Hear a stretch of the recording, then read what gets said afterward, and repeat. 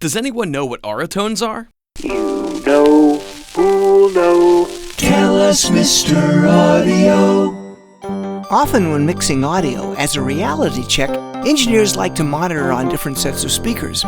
In the 1970s and 80s, when car speaker systems were often not very good, engineers would play their mixes on a small set of speakers called Auratones that had one 5 1/4-inch speaker inside a cabinet approximately 6.5 inches on each side.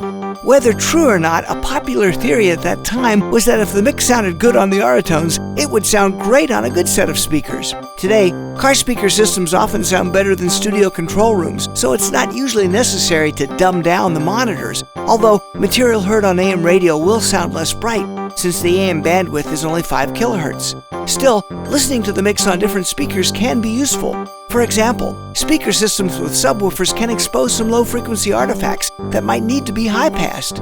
If far-field speakers were used during the mix, near-field speakers might add a different perspective, and vice versa. Checking the mix on headphones or earbuds, since that's how many people listen to music, might reveal some issues as well.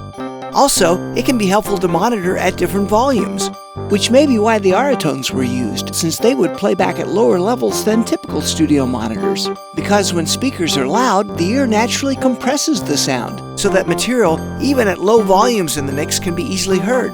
This is always the case when mixing on headphones. Monitoring at low levels, and possibly even with some steady-state noise in the room, might reveal that the vocal has been mixed too loudly, or that certain tracks aren't being heard. Thanks, Mr. Audio. For more interesting facts about sound, visit Mr. Audio at soundimages.com.